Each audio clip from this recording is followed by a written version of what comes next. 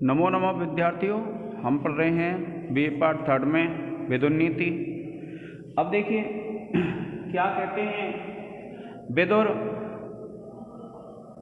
धृतराष्ट्र को समझाते हुए कि जो कर व्यवस्था होती है राजा की, उसको किस प्रकार से कर का ग्रहण करना चाहिए, राजा को कर का ग्रहण किस प्रकार से करना चाहिए, उसका वर्णन करते हुए कहते हैं विदुर जी कि वनस्पतेरपक्वानि फलानि प्रचिनोति यः स नाप्नोति रसम तेभ्यो बीजम चास्य विनश्यति।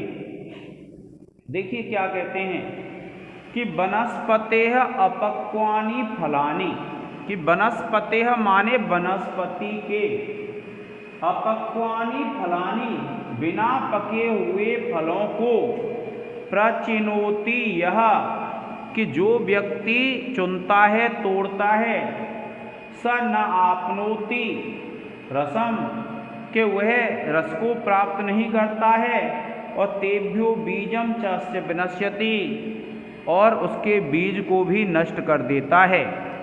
क्या बताया कि वनस्पतेर पक्वानि फलानि प्रचिनोति यह, कि जो वनस्पति के बिना पके हुए फलों को जो चुनता है, स नाप्नोति रसम तेभ्यो बीजम चास्य विनश्यति कि वह ना तो रस को प्राप्त करता है और उसका बीज भी नष्ट हो जाता है। क्या कहा? वनस्पतेः अपक्वानि फलानि प्रचिनोति यः, कि जो वनस्पति के बिना पके हुए फलों को जो चुनता है, स न आपनोति रसम तेभ्यो कि वह उनसे रस को प्राप्त नहीं करता है, और बीजम चास्य विनश्यति और वह उसके बीज को भी नष्ट कर देता है।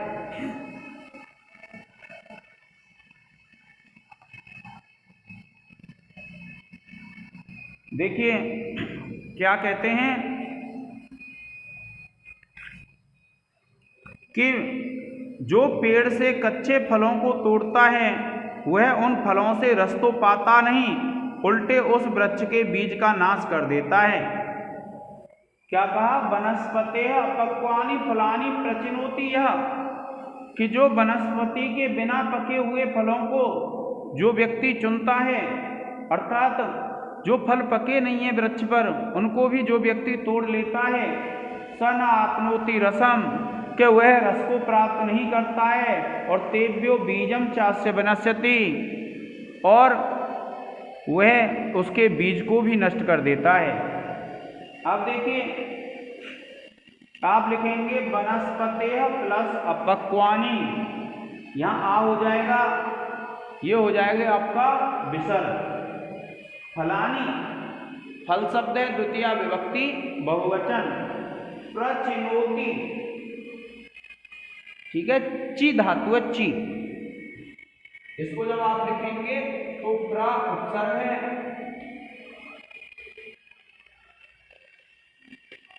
ची धातु है, लट लकार प्रथम पुरुष एक वचन,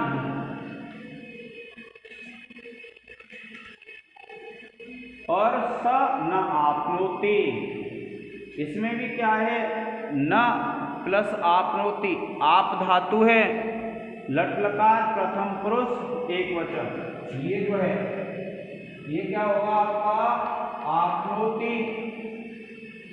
आप लिखेंगे आप धातु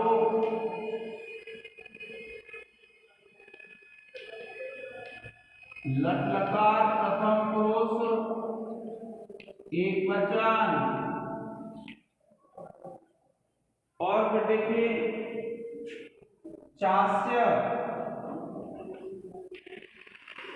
इसमें क्या हो जाएगा, च प्लस अस्य दीर्घ संधि हो जाएगी,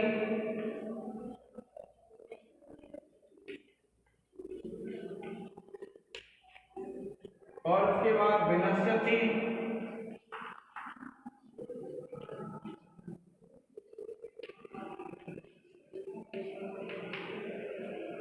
उपसर्ग है,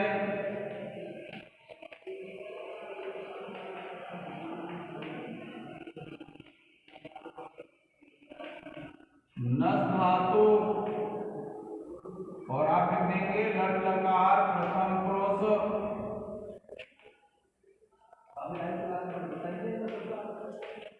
एक वचन। इस प्रकार से विद्यार्थियों आप लिख देंगे और तेभ्यों में भी हो जाएगी। तद शब्द है पंचमी विभक्ति बहुवचन। इस प्रकार से इसमें आप व्याकरण टिप्पणी लिख लेंगे। अब देखिए इसका एक स्क्रीनशॉट ले लें। यस्तु पक्वम उपादत्ते काले परिणतम फलम फलाद रसम स लभते बीजाच्चैव फलम पुनः। क्या कहते हैं? यस्तु जो पक्वम उपादत्ते काले परिणतम फलम, कि जो व्यक्ति समय के अनुसार पके हुए फल को ग्रहण करता है, जो व्यक्ति समय के अनुसार पके हुए फल को खाता है, फलात रसम स लभते, कि वह फल से रस को प्राप्त करता है, बीजाच्चैव फलम पुनः, और बीज से पुनः वह फल को प्राप्त करता है। क्या कहा? कि यस्तु पक्वम उपादत्ते काले परिणतम फलम, कि यस्तु माने जो व्यक्ति, पक्वम उपादत्ते पके हुए फल को ग्रहण करता है, काले परिणतम फलम समय के अनुसार पके हुए फल को, फलात रसम स लभते वह फल से रस को प्राप्त करता है, बीजाच्चैव फलम पुनः, और बीज से पुनः फल को प्राप्त करता है। क्या बताया? कि जो व्यक्ति समय के अनुसार पके हुए फल को ग्रहण करता है, क्या कहा? कि जो समय के अनुसार पके हुए फल को जो व्यक्ति ग्रहण करता है, वह उस फल से रस को प्राप्त करता है और उसके पके हुए बीज को पुनः बो करके फिर उससे पुनः फल को प्राप्त कर लेता है। क्या कहा? देखिए कि परंतु जो समय पर पके हुए फल को ग्रहण करता है, वह फल से रस पाता है और उस बीज से पुनः फल प्राप्त करता है। क्योंकि पका हुआ जो फल होता है उसका बीज अगर बो देते हैं भूमि में तो पुनः वृक्ष उत्पन्न हो जाते हैं, और वृक्ष उत्पन्न हो जाते हैं तो पुनः उससे फल की प्राप्ति होती है। तो जो व्यक्ति समय के अनुसार पके हुए फल का ग्रहण करता है, जो समय के अनुसार पके हुए फल को खाता है, वह व्यक्ति उस फल से रस भी प्राप्त करता है और उस फल के बीज से पुनः फलों को प्राप्त करता है।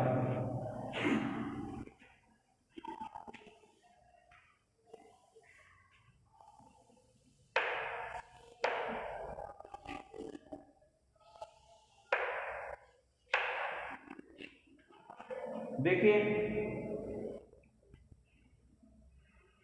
जैसे ये है यस्तु, तो आप लिखेंगे यह प्लस तू। फिर दूसरा है फलम, आप लिखेंगे द्वितीय विभक्ति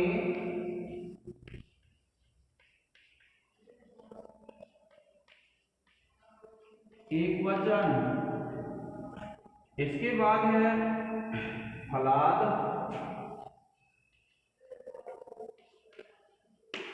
आप लिख लेंगे फल शब्द है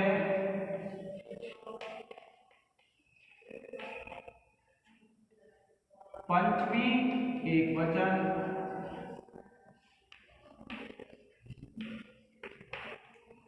इसके बाद है लभते, आप लिखेंगे लभ धातु आत्मनेपद,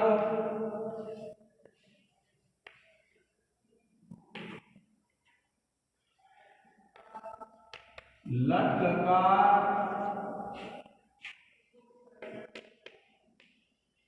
प्रथम पुरुष एक वचन। और बीजाच्चैव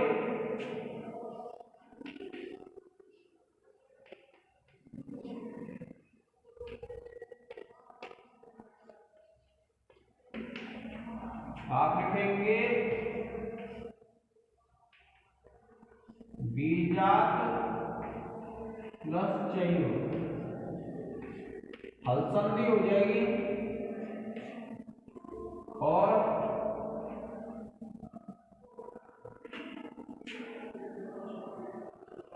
फिर आप इसमें लिखेंगे बीजात चयी वो, तो आप लिखेंगे बीजात चय च प्लस एव और आप लिखेंगे वृद्धि संधि।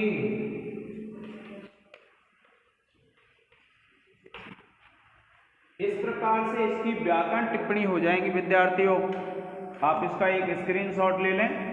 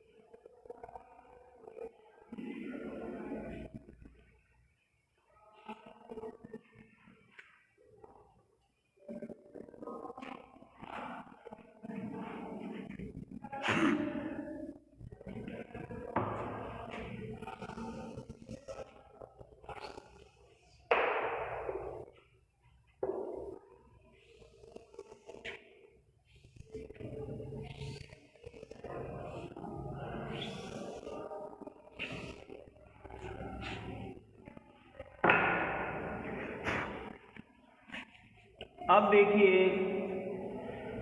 अब क्या बताते हैं विदुर जी कि यथा मधु समादत्ते रक्षण पुष्पाणि षट्पदः तद्वद अर्थान मनुष्येभ्य आदध्यात् अभिहिंसया। क्या कहा है? यथा माने जिस प्रकार से, मधु माने शहद को, समादत्ते ग्रहण करता है, रक्षण रक्षा करते हुए, पुष्पाणि फूलों की, षट्पदः भौरा, तद्वद अर्थान उसी प्रकार से धनों को, मनुष्येभ्य मनुष्यों से, आदध्यात ग्रहण करना चाहिए, अभिहिंसया अहिंसा के द्वारा।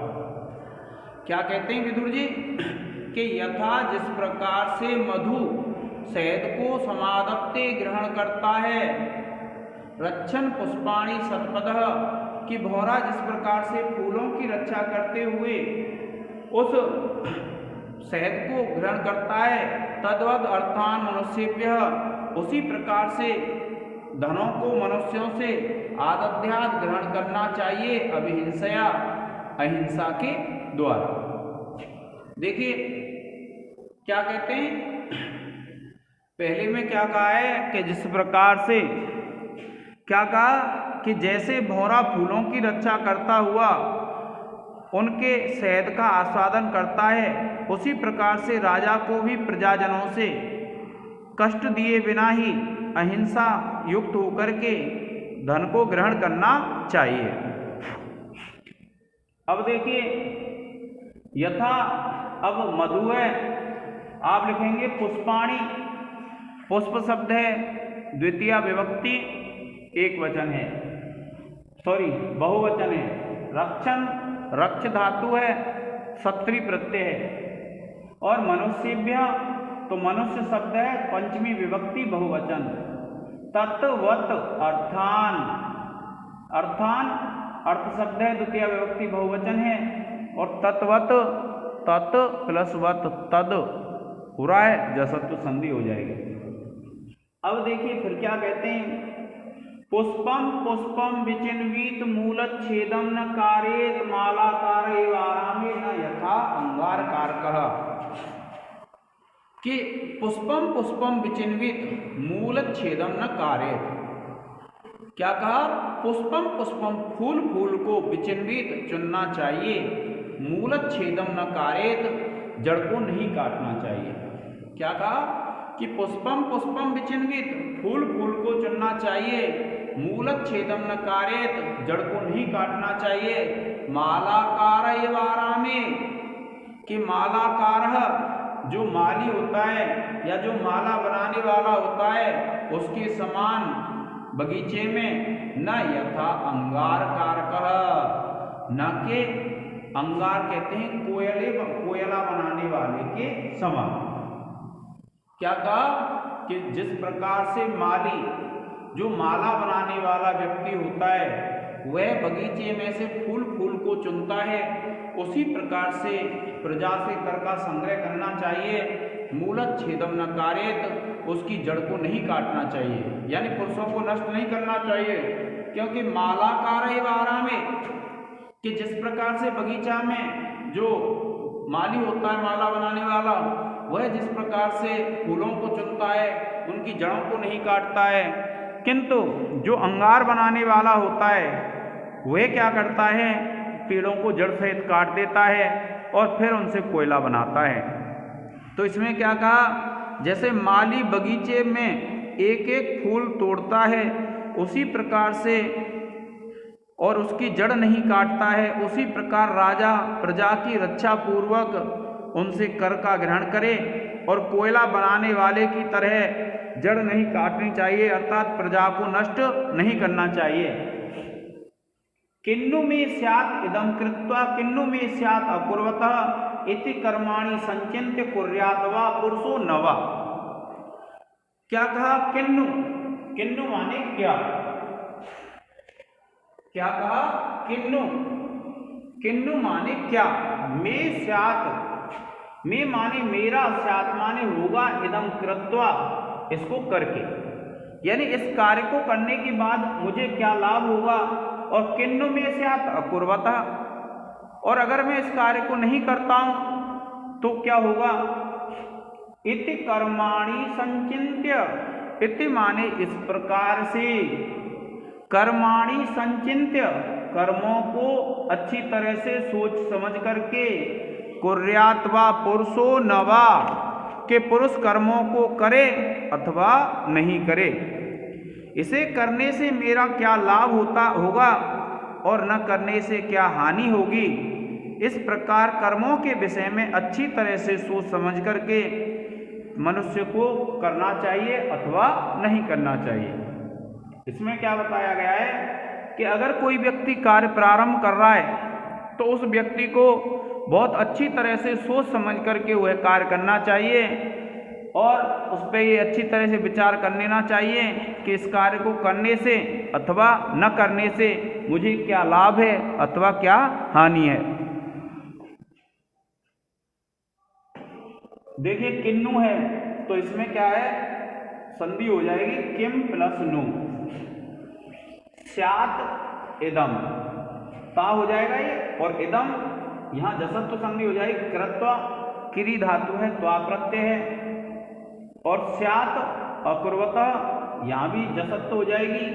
कर्माणि तो कर्म शब्द है, द्वितीय विभक्ति एक वचन है, संचिन्त्य समुपसर्ग, चिंत धातु और ल्यप प्रत्यय है। पुरुषो पुरुषः प्रथमा विभक्ति एक वचन है।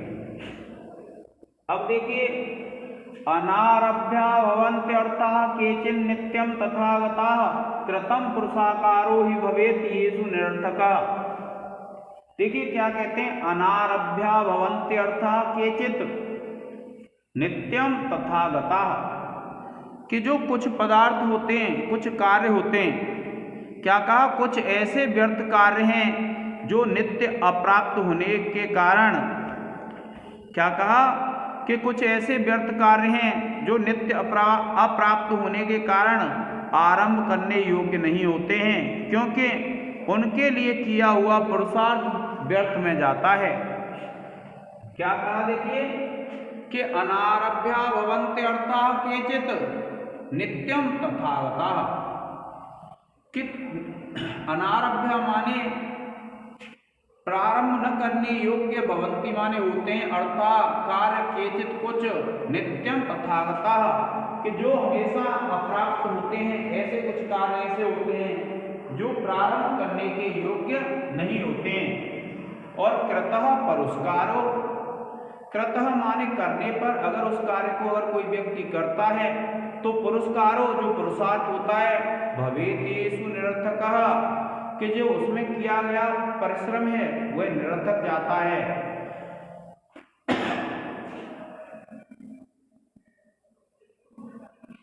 क्या कहा कि प्रसादो निष्फलो यस्य क्रोधश्चपि निरर्थकः न तम भर्ता अनारभ्य भवन्ति अर्थात् केचित् नित्यं तथागतः कृतः पुरस्कारो ही भवेत् हेतु निरर्थकः कि कुछ कार्य ऐसे होते हैं जो प्रारंभ करने योग्य नहीं होते हैं, तो उनको प्रारंभ नहीं करना चाहिए। अगर उनको प्रारंभ कर देते हैं तो क्या होता है, उनमें किया गया परिश्रम व्यर्थ जाता है। अब देखिए कि भवन्ति अर्थः, तो भवन्ति प्लस अर्थः ये क्या हो जाएगी आपकी यण संधि हो जाएगी विद्यार्थियों। कौन सी हो जाएगी? यण संधि। तथा आगतः, तथा प्लस आगतः। देखिए एक है भवन्ति अर्थः,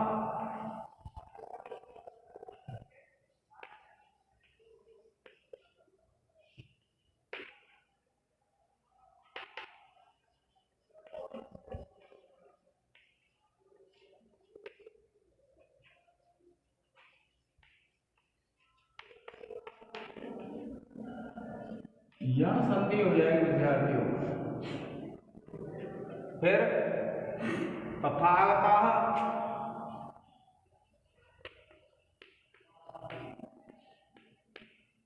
तो आप लिखेंगे तथा प्लस आगतः दीर्घ। और उसके बाद देखिए भवेत,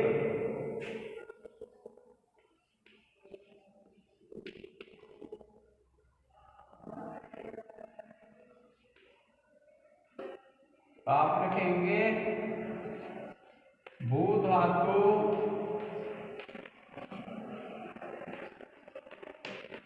लिंग लकार प्रथम पुरुष एक वचन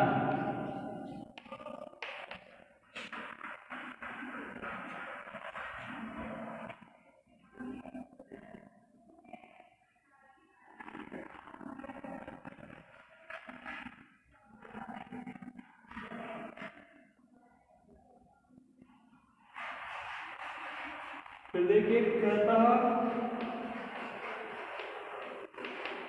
क्री धातु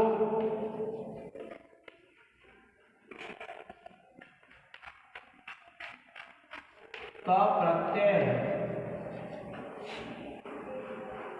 और फिर है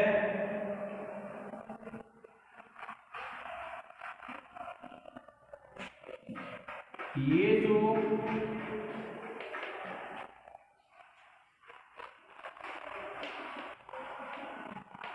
यद शब्द है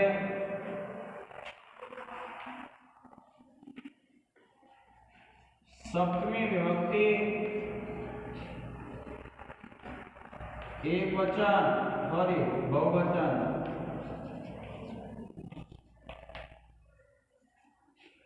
इस प्रकार से इसमें व्याकरण टिप्पणी हो जाएगी विद्यार्थियों। फिर देखिए प्रसादो निष्फलो यस्य क्रोधश्चपि निरर्थकः न तम भर्तारम इच्छन्ति षण्णं पतिम एव स्त्रियः। ये प्रश्न भी कई बार पूछा जाता है विद्यार्थियों कि कैसे स्वामी को प्रजा पसंद नहीं करती है।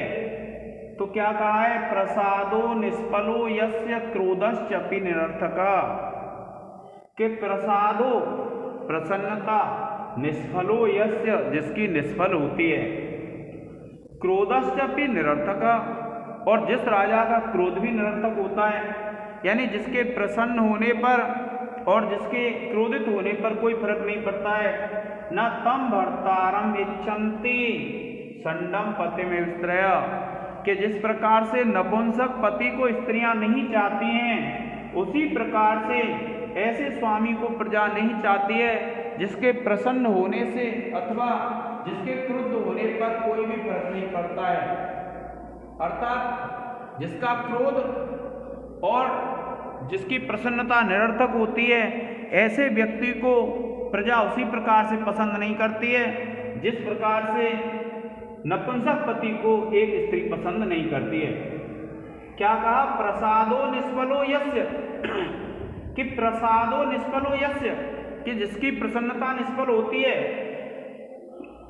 क्रोधश्चपि निरर्थक, और जिस व्यक्ति का क्रोध भी निरर्थक होता है। न तम भर्तारम इच्छन्ति संडम पति में स्त्रिय, कि न तम भर्तारम इच्छन्ति, कि ऐसे पति को नहीं चाहती हैं। संडम पति में स्त्रिय, कि नपुंसक लिंग पति को जिस प्रकार से स्त्रियां पसंद नहीं करती हैं, उसी प्रकार से जिस राजा की प्रसन्नता और क्रोध निष्फल होते हैं, निरर्थक होते हैं, उस स्वामी को उसको कभी भी प्रजा पसंद नहीं करती है। क्या कहा? कि देखिए, यस्य कहते हैं, यद शब्द है षष्ठी विभक्ति एक वचन, क्रोध च पि, यहाँ विसर्ग हो जाएगी और यहाँ दीर्घ हो जाएगी। क्रोधश्च प्लस अपि। तम तद शब्द है द्वितीय विभक्ति एक वचन। इच्छन्ति इस धातु है लट लकार प्रथम पुरुष एक वचन, और स्त्रय स्त्री शब्द प्रथमा विभक्ति बहुवचन। इस प्रकार से इसमें व्याकरण टिप्पणी हो जाएंगे विद्यार्थियों। कांचिद अर्थान नरः प्राज्ञो लघु मूलान महाफलान क्षिप्रम आरवते कर्तुम न विघ्नयति तादृशान। देखिए क्या कहते हैं कि कांचिद अर्थान नरः प्राज्ञो लघु मूलान महाफलान।